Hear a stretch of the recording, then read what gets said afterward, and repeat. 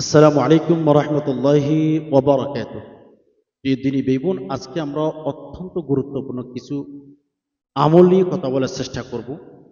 বিশেষ করে এমন চারটি আমলের কথা বলবো যে চারটি আমল পৃথিবীর যে কোনো নারী যদি করতে পারে আল্লাহ পাক রব্বুল আলামিন মরণের পরে জান্নাত দান করবে এন্ড দুনিয়াতে আল্লাহ তাআলা তাকে সুখী বানান। আমি চারটি আমলের কথা বলবো। আপনি রাতে দিনে একজন নারী হিসাবে চারটি আমল করার চেষ্টা করবেন। আল্লাহ পাক রব্বুল আলামিন জাহান্নাম থেকে মুক্তি দিবেন, জান্নাতের মালিক বানাবেন আপনাকে, দুনিয়ার সকল প্রকার পেরেশানি থেকে, সকল প্রকার দুশ্চিন্তা থেকে আল্লাহ হেফাজত করবেন। স্বামীর সংসারে অশান্তিতে আছেন, স্বামীর সংসারে কোনো শান্তি পাচ্ছেন না, ধীরে ধীরে সংসারটা ধ্বংস হয়ে যাচ্ছে, এরকম যে সমস্ত মা বোনেরা আছেন, চারটি আমল করবেন, দুনিয়ায় তুচ্ছ হয়ে যাবে আপনার। অনেক মা বোন আছেন প্রশ্ন করেন যে হুজুর অনেক কষ্টের মধ্যে আছে, কোন কোন আমল করতে পারে? আমি চারটি দেওয়ার কথা বলবো, বেশি বেশি পাঠ করুন, একটু সবর করে ভিডিওটি শেষ পর্যন্ত দেখার চেষ্টা করুন। যেখানে থাকেন, যে প্রান্তেই থাকেন, যে দেশে থাকেন, আমলগুলো করার চেষ্টা করুন। একটু সময় বের করে শেষ পর্যন্ত দেখার চেষ্টা করুন। কেন? অনেক সময় অনেক দিকে নষ্ট করেছেন। শান্তি পাওয়ার জন্য কত কবিরাজের কাছে গেছেন, কত বাবার কাছে গেছেন, এটলিস্ট কোনো শান্তি পাচ্ছেন, কোনো শান্তি পাচ্ছেন না। দিন যতই যাচ্ছে ততই অশান্তিতে কাটছে আপনার জীবন। সেরকম অবস্থায় যদি থাকেন, আজকের ভিডিওটি আপনি সম্পূর্ণ দেখার চেষ্টা করবেন। আমরা যে দোয়াগুলো শিখব, যে আমলগুলো শিখব, এগুলো সম্পূর্ণ কোরআন হাদিস থেকে, সহিহ হাদিস থেকে আমরা শিখব। ইনশাল্লাহ যদি শেষ পর্যন্ত দেখেন ঠকবেন না, অনেক সহিহ শুদ্ধ করে দোয়াগুলো শিখতে পারবেন, সংসারে শান্তি পাবেন। প্রিয় দিনী ভাই বোন, আমরা এই যে কোরআন হাদিসের ভিডিওগুলো শেয়ার করতে চাই না, কোরআন হাদিসের ভিডিওগুলো শেয়ার করে দিবেন, এটি সাধারণ ভিডিও মনে করবেন না। বারবার বলছি, শেয়ার করে দিয়ে সদকায়ে জারিয়ার সব আপনি পাবেন। আপনি নিজেও শিখেন, অন্যান্য ভাইদেরকে, অন্যান্য বোনদেরকে শেখার সুযোগ করুন। আর হ্যাঁ, আপনি যদি পারেন গঠনমূলক একটা কমেন্ট করবেন, লাইক করে গঠনমূলক একটা কমেন্ট করবেন। কেননা ইসলামের কথা, ধর্মের কথাগুলো আপনি শিখতেছেন বা শুনতেছেন, আপনার একটা লাইকের কারণে, শেয়ার কারণে আপনার হচ্ছে এই ভিডিওটি রিচ বেড়ে যাবে, অন্যান্য ভাইদের কাছে চলে যাবে, অন্যান্য বোনদের কাছে চলে যাবে। আর ভিডিওটির আপনার কথা যদি, ভিডিওর কথাগুলো যদি আপনার কাছে ভালো লাগে, চ্যানেলটি সাবস্ক্রাইব করে অল নোটিফিকেশন অন করে দিবেন। কেন? যদি চ্যানেলটি সাবস্ক্রাইব করে রাখেন, বিভিন্ন এরকম গুরুত্বপূর্ণ দোয়া, গুরুত্বপূর্ণ আমল, গুরুত্বপূর্ণ কিছু শিখতে পারবেন। কোনো টাকা পয়সা কিচ্ছু খরচ হবে না, ঘরে বসে বসে কোরআন হাদিসের কথাগুলো, ধর্মের কথাগুলো শিখতে পারবেন। এর জন্য এখনই চ্যানেলটি সাবস্ক্রাইব করে অল নোটিফিকেশন অন করে রাখুন। আর হ্যাঁ, আমরা সবাই মিলে একসাথে দোয়া করব, আমাদের আত্মীয় স্বজন যারা দুনিয়া থেকে বিদায় হয়ে গেছেন তাদের জন্য আমরা দোয়া করব। এন্ড আমরা নিজেরাও অসুস্থ, নিজেদের জন্য দোয়া করব। ভিডিওটি শেষ পর্যন্ত দেখলে আপনার উপকার হবে, আপনার কল্যাণ হবে, আপনার নেকি হবে। ইনশাল্লাহ ঠকবেন। এজন্য অনুরোধ করব, কত সময় কত দিকে নষ্ট করেছেন, শেষ পর্যন্ত দেখার চেষ্টা করেন। ভিডিওটি যদি শেষ পর্যন্ত দেখেন, অনেক কিছু শিখতে পারবেন। প্রিয় দিনী ভাই বোন, দিন যতই ঘটাচ্ছে, দিন যতই যাচ্ছে, দিন যতই ফুরিয়ে যাচ্ছে, আমাদের লাইফ, আমাদের জীবন পরিপূর্ণভাবে অশান্তিতে যাচ্ছে, পরিপূর্ণভাবে অশান্তিতেই কাটছে। শান্তি বলতে কিচ্ছু নাই আমাদের এই লাইফ। নারী পুরুষ সবাই একে অপরের বিরুদ্ধে অভিযোগ করে। কেন জানেন? আমরা এখনো প্রিয় দিনী ভাই বোন খাঁটি মুসলমানের তালিকায় যেতে পারি না, খাঁটি মুমিনের তালিকায় আমরা এখনো যেতে পারি না। আমরা যে খাঁটি মুমিন হব, খাঁটি মুসলমান হব, সেই প্রসেসটা আমাদের ভেতরে নাই অ্যাটলিস্ট। এর জন্য আমরা কষ্টে আছি, সংসার নিয়ে অশান্তিতে আছি। সংসারের শান্তি বলতে কিচ্ছু না। দিনী ভাই বোন, ফাতেমা রাদিয়াল্লাহু তাআলা আনহার ইতিহাস আপনারা অবশ্যই জানেন। নবী আলাইহিস সালাতু ওয়াস সালামের মেয়ে ফাতেমা অর্থাৎ জান্নাতের সর্দারিনী, জান্নাতের ভেতরে নারীদের সর্দার হবেন ফাতেমা। ওনার ইতিহাস পড়ে দেখবেন, ঘরে অভাব, খাওয়ার মতো কিচ্ছু নেই, একদিন দুই দিন তিন দিন পর্যন্ত চুলায় আগুন জ্বলে না। অথচ সেই ফাতেমা রাদিয়াল্লাহু তাআলা আনহা স্বামীর বিরুদ্ধে নিজের বাবার কাছে কোনোদিন একটা অভিযোগ করে নাই, নিজের বাবার কাছে কোনোদিন বলে নাই আব্বু দু জাহানের বাচ্চা মুহাম্মদ রাসূলুল্লাহ সাল্লাল্লাহু আলাইহি ওয়াসাল্লামের কাছে গিয়ে কোনোদিন অভিযোগ করেন নাই, আব্বাজান আমার আলী আপনি যার হাতে আমাকে তুলে দিয়েছেন, ওই আলী তো অনেক গরিব, আমাকে খাবার দিতে পারে না, আমাকে কিচ্ছু দিতে পারে না, আব্বু আপনি আমাকে যার হাত দিয়েছেন তার হাত থেকে আমাকে নিয়ে ফেলেন, আমি তার সংসার করতে চাই না, আমি তার সংসার করতে চাই না, আব্বু নিয়ে ফেলেন আমায়, আমি তার সংসার থাকতে চাই না। কিতাবের বর্ণনায় পাওয়া যায় ফাতেমা মরে যাওয়ার পরে আলী রাদিয়াল্লাহু তাআলা আনহু কান্না করতেন।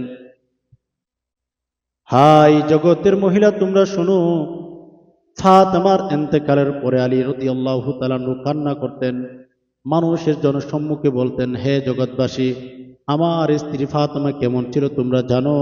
আমি আমার ফাতেমাকে বিয়ে করার পর থেকে দুই বেলা খাবার ঠিক মতো দিতে পারি নাই, দুই জোড়া পোশাক সুন্দরভাবে পরাইতে পারি নাই, এক বেলা খাইলে আরেক বেলা দিতে পারি নাই, ঘরের মধ্যে অভাব ছিল, সংসারী অভাব ছিল।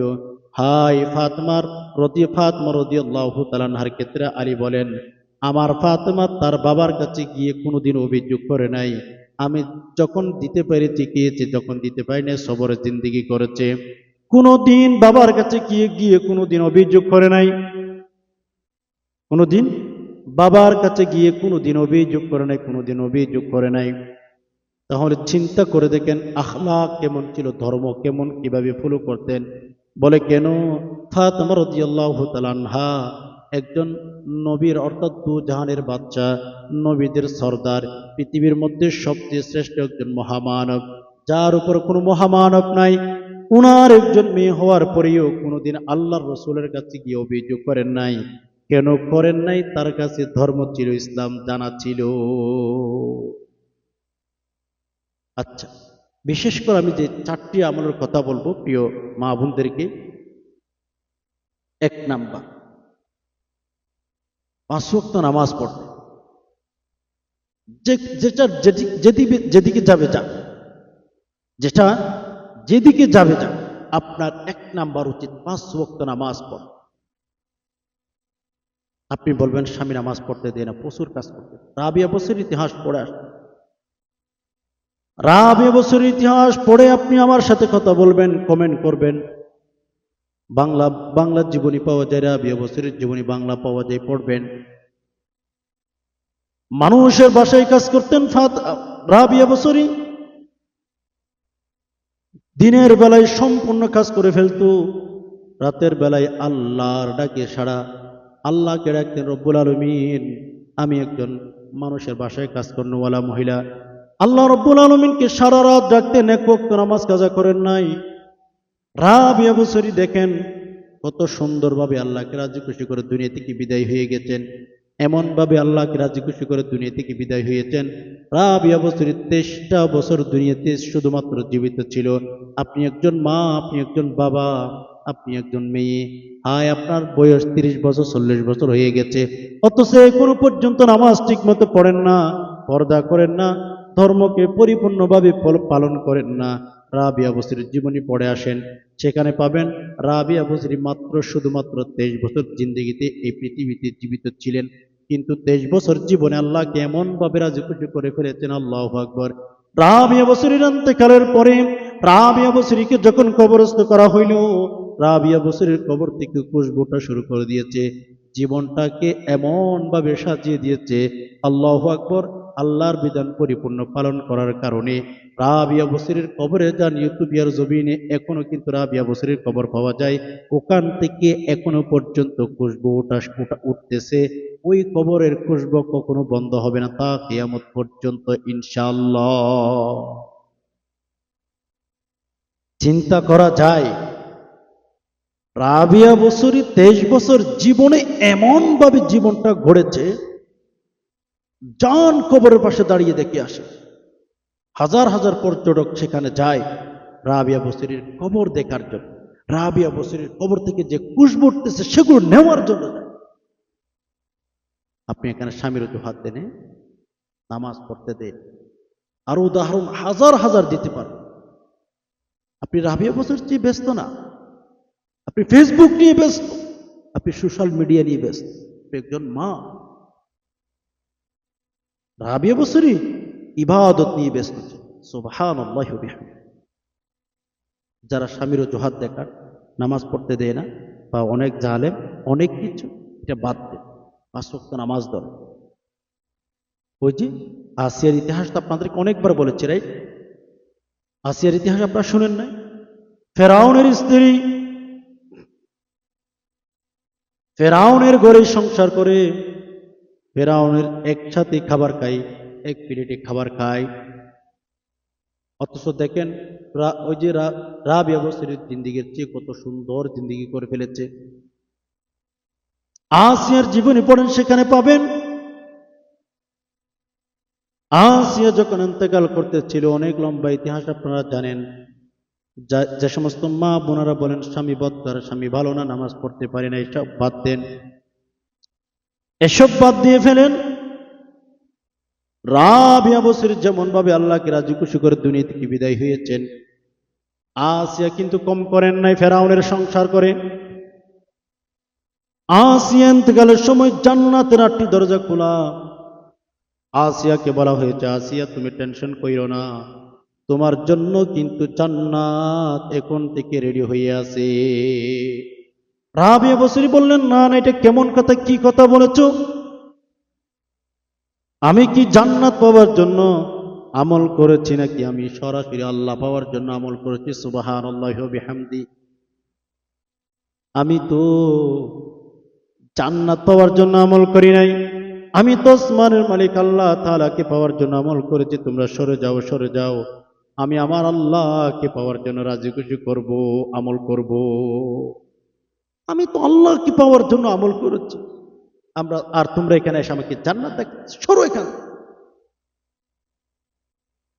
जिंदगी एक राय का घर है, एक ना एक दिन बदलना पड़ेगा। এটা তো জিন্দেগি, এটা তো একদিন একদিন আমাদের বদলাতে হবে, পাল্টাতে হবে, এটা মুসাফির খানা।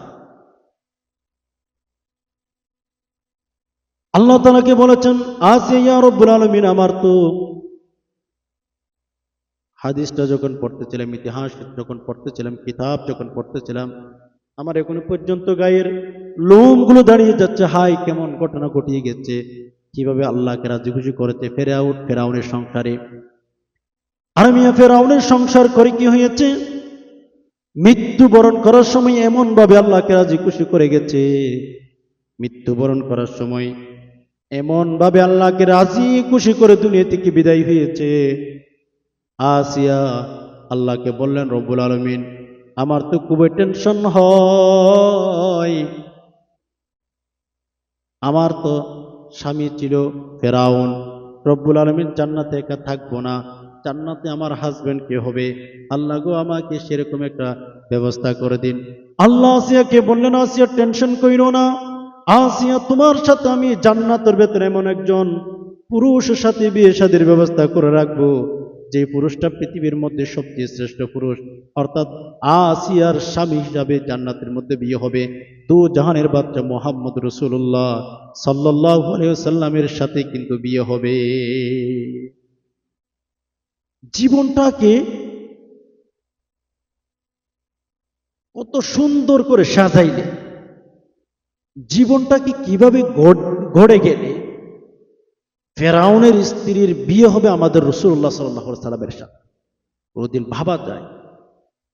এজন্য যারা অভিযোগ করেন যে স্বামী ভালো না, স্বামী নামাজ পড়তে দেয় না, স্বামী বদকার, এগুলো বাদ দেন, এগুলো রাখেন, ইতিহাস রাখেন। আপনি দিনদার হয়ে যান, আপনি একজন মা, আপনি একজন মহিলা। তাহলে এক নাম্বার কি বললাম? 5 ওয়াক্ত নামাজ। এক নম্বরে 5 ওয়াক্ত নামাজ পড়বেন। ঘরের মধ্যে যে সমস্ত কাজ করেন না কেন, যেদিকে যাবেন না কেন, 5 ওয়াক্ত নামাজ ঠিক রাখতে হবে। আমাদের মা বোনদেরকে দেখা যায় 5 ওয়াক্ত নামাজের ক্ষেত্রে কিন্তু তারা অনেক অবহেলা করে। এটা চলবে না মা বোন, এটা চলবে না। 5 ওয়াক্ত নামাজ আপনার কন্টিনিউ আদায় করতে হবে। অনেক মা বোনেরা আছেন বাসা বাড়িতে কাজ করেন, বাসা বাড়িতে কাজ করার পরে দেখা যায় কাজ করতে করতে মনে মনে তারা ধারণা করে আমি নামাজটা পড়বো হচ্ছে যখন একেবারে রান্না বান্না শেষ হবে। দেখা যায় রান্না বান্না শেষ করতে করতে নামাজের সময় চলে গেছে। এটা যেন না, যতই কাজ করেন না কেন আপনি নামাজ ধরেন আগে, কাজ স্টপ রাখেন, আপনি নামাজ পড়েন, নামাজটা পড়বেন আগে। তাহলে এক নাম্বার ইবাদতের কথা বললাম, নামাজ পড়বে। এক নাম্বার, যেখানে যাবেন, যে প্রান্তে থাকেন, নামাজ ছাড়বেন। ফেরাউনের স্ত্রী আসিয়া যদি দুনিয়াতে থাকা অবস্থায় জান্নাতের মালিক হয়ে দুনিয়ায় থেকে বিদায় হতে পারে, হে মা আপনাকে বলছি, আপনি তো মুসলমান, আপনার স্বামী তো মুসলমান, আপনি চাইলে যেমন ভাবে ইবাদত বندگی করতে পারেন। স্বামী, এমন কোনো স্বামী নাই পৃথিবীর মধ্যে যে নামাজ পড়লে আপনাকে নিষেধ করবে, কোনো স্বামী নাই। মুসলমান হলে আপনি চাইলে নামাজ পড়তে পারেন, তাহাজ্জুদ পড়তে পারেন, আপনি চাইলে ইবাদত বندگی করতে পারেন, আপনি চাইলে যত সম্ভব ইবাদত বندگی করে করে জীবনটাকে কাটাইতে পারে। যত সম্ভব ইবাদত বندگی করতেই থাকেন, করতেই থাকেন। প্রিয় দিনী ভাই বোন, এক নাম্বার বললাম, মা বোনদেরকে বলছি নামাজ ঠিক রাখবেন। যেটা যেদিকে যাবে যাক, নামাজ ছাড়া যাবে না। দ্বিতীয় নাম্বার, রোজা রাখা, বিশেষ করে রমজানের রোজা, ফরজ রোজা, এগুলো রাখবে। অনেক মা বোনেরা আছেন রমজান মাস রোজা মাস, এই যে আল্লাহ তাআলা যে একটা স্বাভাবিক রোগ দিয়েছেন প্রতি মাসে যে মা বোনদের হয়ে থাকে, এই রোগটার কারণে অনেক মা বোনেরা আছেন রোজা রাখতে পারেন না। অসংখ্য মা বোনেরা রোজার ক্ষেত্রে কাজা হয়ে গেছে, রাখতে পারেন না। এগুলো রেখে দিবে। রমজান রোজা এগুলো ফরজ, এগুলো নিয়ে রাখতেই হয়। এগুলো না রাখলে আল্লাহ তাআলার কাছে হিসাব দিতে হবে। আল্লাহ সুবহানাহু ওয়া তাআলার কাছে কি হিসাব দিবেন? আপনি যে নামাজ পড়ছেন না, আপনি যে নামাজ ঠিকমতো আদায় করতেছেন না, এটি আল্লাহ তাআলার কাছে কি হিসাব দিবেন? আপনি আল্লাহর কাছে যে হিসাব দিবেন সেরকম কোনো ব্যবস্থা আছে আপনার? এজন্য প্লিজ রমজানের যে রোজাগুলো আছে সেগুলো ঠিকমতো আদায় করবে। অনেক মা বোনেরা আছেন রোজা রাখতে চান না, চিকন হয়ে যাবেন, স্বাস্থ্য কমে যাবে না, এটা করা যাবে না। রমজানের রোজা ঠিকমতো আদায় করতে হবে। রমজানের রোজা এগুলো ফরজ রোজা, এগুলো আদায় করতে হয়। যদি আদায় না করেন রব্বে কাবার কসম আল্লাহর কাছে ধরা পড়বেন। আপনি গরিব হন, আপনি যে অবস্থায় থাকেন, যদি মুসলমান হয়ে থাকেন, মা বোনদেরকে বলবো রমজান মাসের যত রোজা আছে পরিপূর্ণভাবে আদায় করবেন। যেখানে যান না কেন রমজান মাসের যদি রোজা আদায় করেন, আল্লাহ পাক রব্বুল আলামিন খুশি হয়ে যাবেন, আল্লাহ পাক রব্বুল আলামিন জান্নাতের মালিক বানাবেন। এক নম্বর বলেছি নামাজ। মা বোনদেরকে বলছি নামাজ পড়বেন, নামাজ যদি ঠিক মতো আদায় করেন, ঠিক মতো যদি নামাজ আদায় করেন, দ্বিতীয় নাম্বার যদি রমজানের ফরজ রোজাগুলো ঠিক মতো আদায় করেন, আল্লাহ পাক রব্বুল আলামিন মরণ দেওয়ার পর পরে জান্নাতের মালিক হয়ে যাবেন। কবরের সকল প্রকার আযাব গজব আল্লাহ দূর করে দিবেন। কবর ভেতরে 3টি প্রশ্ন একদম সহজভাবে আপনি উত্তর দিতে পারবে। একদম সহজ আমল, 4টি আমল। আমাদের সমাজে দেখা যায় অনেক মানুষ বলে যে নারীদেরকে স্বাধীনতা ইসলাম দেন নাই। আরে ভাই, যারা ইসলাম বিদ্বেষী আছে, মা বোনদেরকে যারা কাগজে কাগজে ব্যবহার করতে চায়, দেখেন আমাদের বাংলাদেশে নারীদের তো পণ্যর মতো ব্যবহার করতে চায় নারীদের, আমাদের মা বোনদেরকে। জাহেলিয়াতের যুগ মনে হয় এগুলো করেছে তারা, ইসলামের বিরুদ্ধে যারা কথা বলেন আর কি। আরে ভাই, ইসলাম ধর্ম আসার আগে একজন মা, একজন নারী অর্থাৎ শিশু মেয়ে যখন জন্মগ্রহণ করত, তাদেরকে জীবিত পুঁতে ফেলত। তাদের জীবিত থাকবে সে অধিকারটাও তাদের ছিল না। আজকে যারা লম্বা লম্বা লেকচার দেন, লম্বা লম্বা যারা কথা বলেন, আপনাদের কি বলছে, একজন মহিলা যে জীবিত থাকবে সে একজন মানুষ হিসাবে, জীবিত প্রাণী হিসাবে, তাকে তো সেই অধিকারটাও দিয়েছিল না। তারা তো জীবিত ফুতে ফেলতো মাটির নিচে। ইসলাম আসার পর পরে আল্লাহ রাসূল সাল্লাল্লাহু আলাইহি সাল্লাম বললেন, হে জগৎবাসীরা, এটা তোমরা করতে পারো না, এটা নিষিদ্ধ কাজ, এটা সম্পূর্ণ আজ থেকে হারাম করে দিলাম। শুধু আল্লাহ রাসূল হারাম করেন নাই, আজকে যারা লম্বা লম্বা লেকচার মারেন ইসলাম মেয়েদেরকে স্বাধীনতা দেন নাই, এই কথা যারা বলেন কান খুলে শুনে রাখেন। আপনাদেরকে বলছি, আঙ্গুল দিয়ে দেখিয়ে দিতে পারবো, শুনেন। আজকে যারা লম্বা লম্বা লেকচার মারেন, লম্বা লম্বা যারা আজকে কথা বলেন ইসলাম আসার পর মেয়েদেরকে স্বাধীনতা দেন নাই, না, এটা সম্পূর্ণ মিথ্যাচার। ইসলাম ধর্ম আসার আগে নারীরা দুনিয়ার মধ্যে জীবিত থাকবে সে অধিকারটা কে দিয়েছিল? সেই অধিকারটা কে দিয়েছিল বলেন? অধিকারটাও তো ছিল না যে দুনিয়ার মধ্যে জীবিত থাকবে, সেই অধিকারটাও তাদের ছিলই না। তাহলে বলুন তো দেখি, ইসলাম ধর্ম আসার পরে স্বাধীনতা দিয়েছেন, আল্লাহ রাসূল বললেন আজ থেকে সেটা তোমরা করতে পারবা না। শুধু তাই নয়, আল্লাহ রাসূল সাল্লাল্লাহু আলাইহি সাল্লাম এটাও বলেছেন, তোমরা যদি তোমাদের মেয়েদের 3জন 4জন মেয়েদেরকে যদি তোমাদেরকে যদি আল্লাহ তাআলা সন্তান দান করে, তোমরা যদি সেই মেয়েদেরকে মেয়ে সন্তান দান করে, সেই মেয়েদেরকে যদি তোমরা কোরআন হাদিস শিক্ষা দিয়ে পর্দা মতো চালিয়ে একজন দিনদার নেককার ছেলের হাতে যদি তুমি দিয়ে দিতে পারো, বিয়ে শাদী দিতে পারো, তোমাকে আল্লাহ তাআলা জান্নাতের মালিক, তোমাদেরকে আল্লাহ জান্নাতের মালিক বানিয়ে দিবেন। সুবহানাল্লাহ। এই যে সম্মানটুকু কে দিয়েছেন? এই সম্মান আল্লাহ তাআলা দিয়েছেন ইসলাম ধর্ম আসার পরে, মুহাম্মদুর রাসূলুল্লাহ সাল্লাল্লাহু আলাইহি ওয়াসাল্লাম আসার পরে স্বাধীনতা দিয়েছেন। এ ফজিলতের কথা বলেছেন। আল্লাহ রাসূল বলেছেন, হে সন্তানরা, তোমরা তোমাদের মায়ের সাথে খারাপ আচরণ করতে পারবা না। তোমাদের মা বাবা রাজি, তোমাদের উপর আল্লাহ রাজি। তোমাদের মা বাবা যদি তোমাদের উপর অসন্তুষ্ট থাকে, তোমাদের উপর আল্লাহ অসন্তুষ্ট থাকবে। কথাটা বুঝতে পেরেছেন? এর জন্য প্রিয় দিনী ভাই বোন, আমি আপনাদেরকে বলছি, যেখানে যাবেন ইসলামকে ফলো করবেন। হ্যাঁ, ইসলাম আমাকে আপনাকে কেন দিয়েছেন? আল্লাহ তাআলা শান্তি পাওয়ার জন্য। মানুষ ইসলামের বিরুদ্ধে কথা বলে কেন? তারা ইসলাম সম্পর্কে জানে না। হয়তো মা বাবা ছোট অবস্থায় তাদেরকে ইসলাম শিক্ষা দেয় নাই, কোরআন হাদিস না জানার কারণে ইসলামের বিরুদ্ধে তারা অনেক কথা বলে, যেগুলো সম্পূর্ণ ভুল। ইসলামের বিরুদ্ধে কথা বললে যে বলবে তারই ক্ষতি হবে। আবু জাহেল উতবা সাহেবকে দেখেন নাই?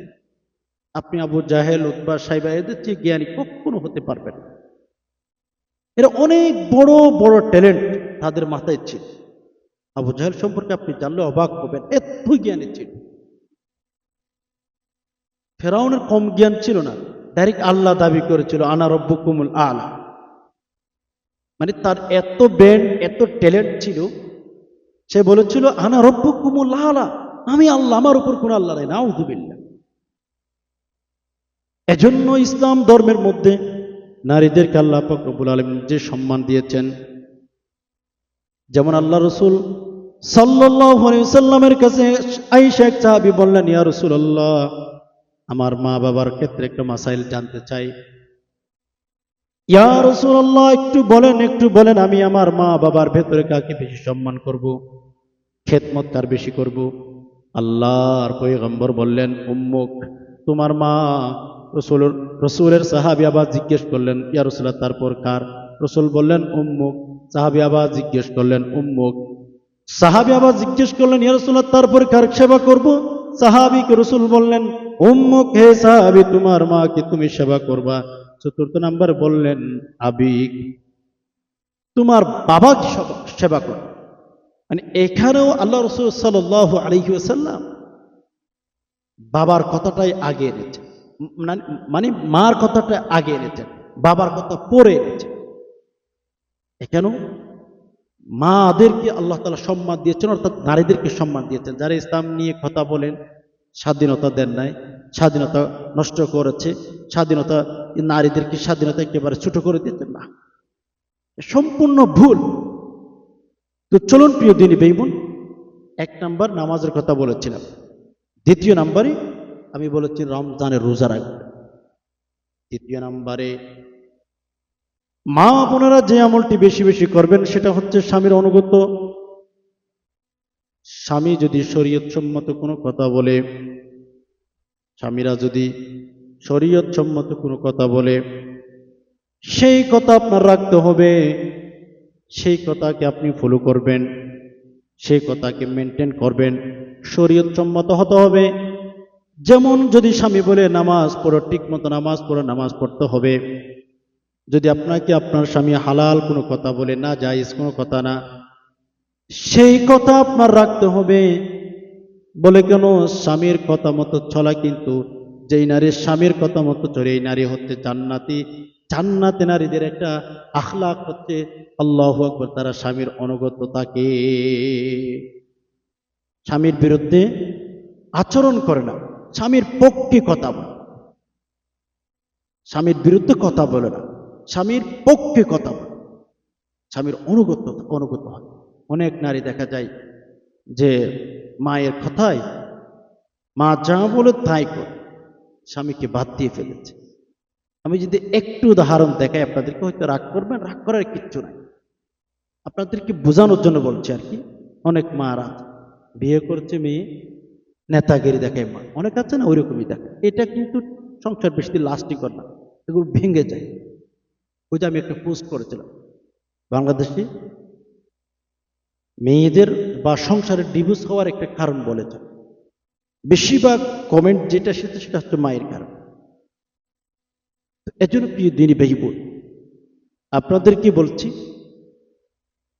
স্বামীর অনুগত থাকার চেষ্টা করবেন। মাদেরকে বলছে, বোনদেরকে বলছে, বিয়ে যেহেতু করেই ফেলেছেন, স্বামীর কথা মতো চলবেন।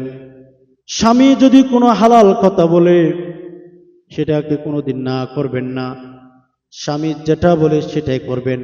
স্বামীর বিরুদ্ধে আচরণ করলে এটা আপনার ধ্বংসের কারণ হবে, আল্লাহ পর্যন্ত নারাজ হয়ে যাবে। যদি হালাল কথা বলে সেটা মানতেই হবে।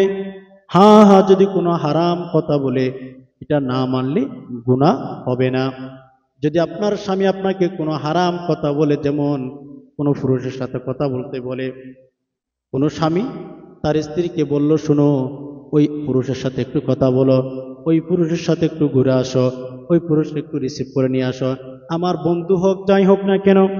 এমন কোন স্বামী যদি নারীকে বলে যে, গো আমার স্ত্রী, আমার বন্ধু আসতেছে, একটু বাহিরে গিয়ে রিসিভ করে আসো, নাউজুবিল্লাহ। অনেক স্বামী আছে তার স্ত্রীকে ব্যবহার করে রাস্তাঘাটে পাঠায়। না না, এটা করা যাবে না। যদি আপনি মারা যান তখন ভিন্ন কথা, আপনি থাক অবস্থায়, আপনি একজন পুরুষ থাক অবস্থায় স্ত্রীকে কোনো দিন হারাম কাজের জন্য আদেশ আদেশ করতে পারেন না। এটা ইসলাম কোনোদিন অ্যালাউ করে না, ইসলাম সম্পূর্ণভাবে নিষেধ করে দিয়েছে। এজন্য মা বোনদেরকে বলবো, যদি স্বামী কোনো হারাম কথা বলে এটা যদি না ধরেন, তাহলে আপনার কোনো গুনাহ হবে না। যেমন আপনাদেরকে যদি উদাহরণ দিয়ে বলি, ধরুন আপনার স্বামী আপনাকে চুরি করতে বলেছে, এটা যদি আপনি সরাসরি অস্বীকার করেন তখন কিন্তু আপনার গুনাহ হবে না। আপনি সরাসরি অস্বীকার করতে পারেন, প্লিজ এটা করতে পারবো না। কেন জানেন? আল্লাহ রাসূল সাল্লাল্লাহু আলাইহি সাল্লাম বলেছেন, স্বামীকে কোনো মানুষকে, স্বামী না কোনো মানুষকে রাজি করা যাবে না আল্লাহকে নারাজ করে। কথাটা ভালো করে বুঝবেন। আল্লাহ রাসূল বললেন, পৃথিবীর মধ্যে কোনো মানুষকে রাজি করা যাবে না আল্লাহকে নারাজ করে। আল্লাহকে নারাজ করে কোনো মানুষকে রাজি করা যাবে না। আল্লাহকে রাজি রেখেই মানুষকে রাজি করতে হবে। যেমন আপনি একটা কাজ করতে গেছেন, যে কাজটি করলে আপনার স্বামী রাজি থাকবে, লেকিন আল্লাহ নারাজ হবে, এটা করা যাবে না। পৃথিবীর মধ্যে আপনার মা বলেন, বাবা বলেন, পৃথিবীর যতই আপন মানুষের কথা আপনি আমাকে বলেন না কেন, মানুষকে রাজি রাখতে গিয়ে আল্লাহকে নারাজ করা যাবে না। যেমন চুরি করলে একজন স্বামী তার স্ত্রীকে বলল যে তুমি একটু চুরি করো। চুরি করলে স্বামীর কথাটা ধরলে স্বামী রাজি থাকবে, লেকিন আল্লাহ নারাজ হয়ে যাবে। এই কাজ কোনোদিন করা যাবে না, এই কাজ কোনোদিন করবেন না। স্বামীকে রাজি করতে গিয়ে আল্লাহকে নারাজ করা যাবে না। ইসলাম ধর্ম এটা কোনোদিন অ্যালাউ করে না আল্লাহকে নারাজ করে স্বামীকে রাজি করা যাবে না। এর জন্য প্রথমে বলেছিলাম, স্বামীর প্রত্যেকটা কথা মানতে হবে, স্বামীর প্রতিটি কথা মেনটেন করতে হবে। যদি সে কথাটা হালাল হয়, যদি সে কথাটা যদি হালাল পন্থা হয়, তাহলে আপনার স্বামীর কথা ধরতেই হবে।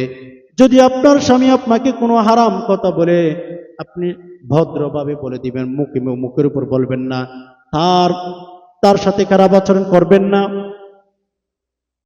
বলে কেন? আপনি যদি আপনার হাজব্যান্ডের সাথে কোনো খারাপ আচরণ করেন, আল্লাহ নারাজ হয়ে যেতে পারে। ধরুন আপনার স্বামী আপনাকে কোনো একটা খারাপ কথা বলেছে, হারাম কাজ করার জন্য বলেছেন, আপনি তাকে সুন্দর ভাষায় বলবেন, স্বামী গো, এটা তো আমাদের ইসলাম ধর্মের মধ্যে এলাও না, ইসলাম ধর্মের মধ্যে এটা সম্পূর্ণ হারাম। স্বামী গো প্লিজ, এটা আমি করতে পারতেছি না, এটা করলে আমাদের দুইজনে জাহান্নামের মধ্যে যেতে হবে। সুন্দরভাবে বুঝিয়ে দিবেন, সুন্দরভাবে বুঝিয়ে বলবেন। স্বামীকে যখন সুন্দরভাবে বুঝিয়ে বলবেন, দেখবেন আপনার স্বামী কিন্তু আপনার কথা বুঝে গেছে, স্বামী কিন্তু আপনার উপরে রাজি হয়ে গেছে। এর জন্য প্রিয় দিনী ভাই বোন, আপনাদেরকে বলছি, মা বোনদের কি কথাগুলো মা বোনদের ক্ষেত্রে আমি বেশি বেশি বলছি। এর জন্য স্বামীর অনুগত থাকতে হবে। হ্যাঁ, স্বামীর কথা মতো চলতে হবে, স্বামী যা বলেছে তাই করবে।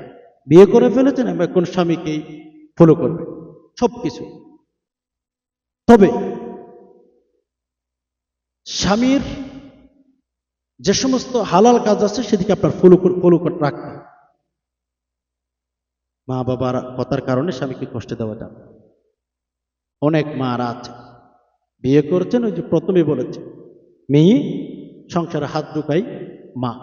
কেন রে ভাই বোন, এটা কেমন আখলা? বিয়ে করেছে মেয়ে, সংসারে হাত ঢুকাইতে হচ্ছে মেয়ের মা। আস্তাগফিরুল্লাহ। এটা কোনোদিন করা যাবে না। আপনার মেয়ে বিয়ে দিয়েছেন, আপনার মেয়ে সংসার করবে, এখানে আপনি হাত দেওয়ার কে? আল্লাহ রাসূল সাল্লাল্লাহু আলাইহি সাল্লামের জীবনী পড়েন, সংসারিক জীবনী পড়েন, আয়েশা রাদিয়াল্লাহু তাআলা আনহার জীবনী পড়েন, খদিজাতুল কুবরা রাদিয়াল্লাহু তাআলা আনহার জীবনী পড়েন।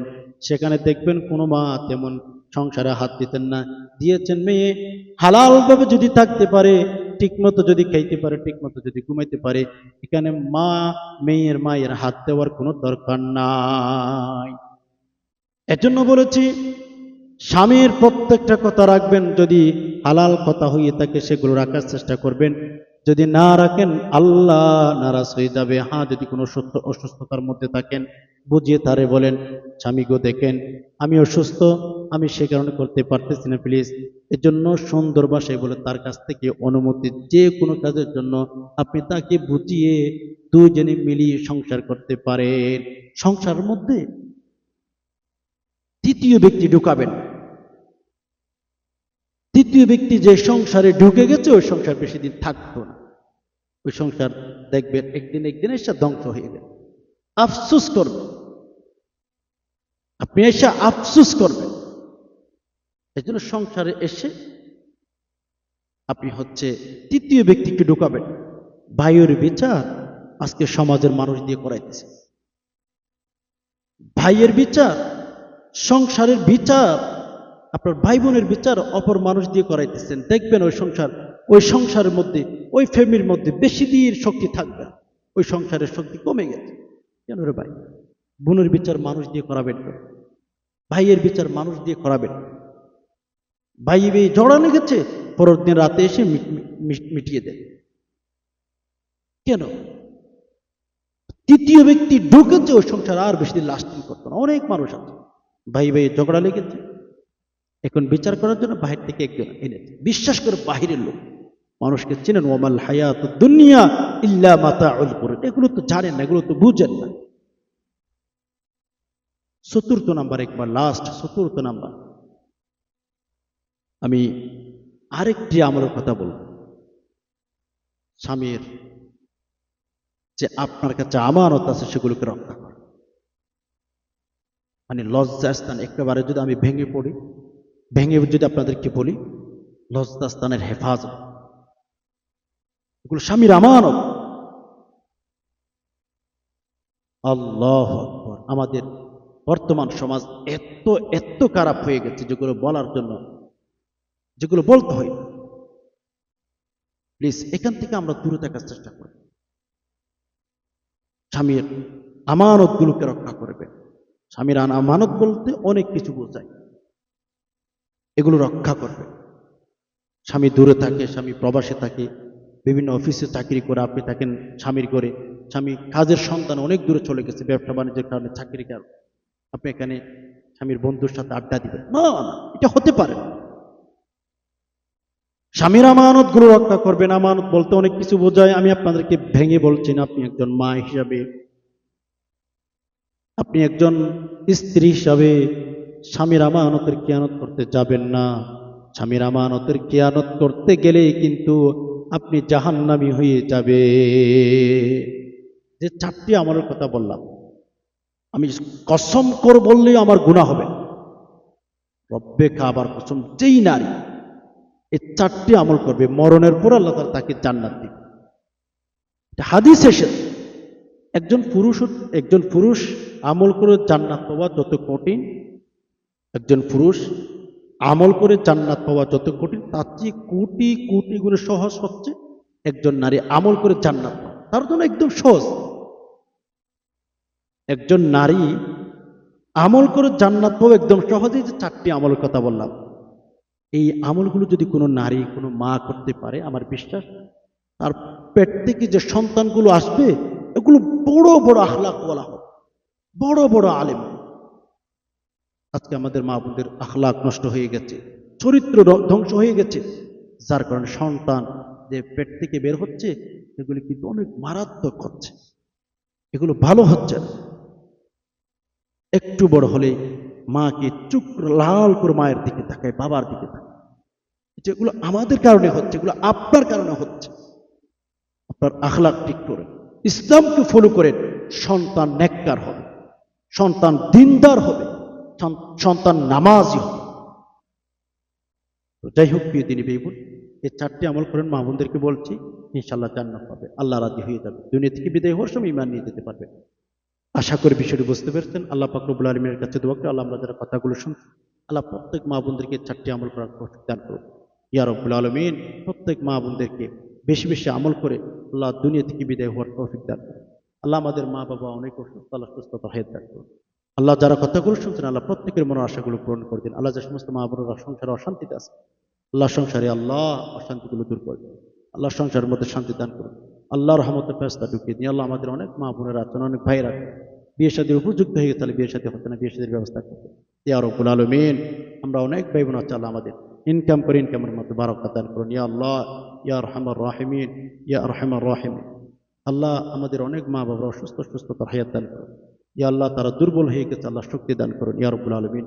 আমরা অনেকেই মা বাবা হারিয়েছি, আপন মানুষগুলো হারিয়েছি, কবরে চলে গেছে ইয়া রব্বুল আলামিন। কবরে কোন অবস্থায় আছে জানি না, আল্লাহ কবরের ভেতরে শান্তির ব্যবস্থা করুন। আল্লাহ কবরের ভেতরে আল্লাহ যেন শান্তিতে থাকতে পারে সেই তৌফিক দান করুন, আমিন। সুবহান রাব্বিকা রাব্বিল ইজ্জাতি আম্মা ইয়াসিফুন ওয়া সালামুন আলাল মুরসালিন ওয়ালহামদুলিল্লাহি রাব্বিল আলামিন। ওয়া আসসালামু আলাইকুম ওয়া রাহমাতুল্লাহি ওয়া বারাকাতুহু।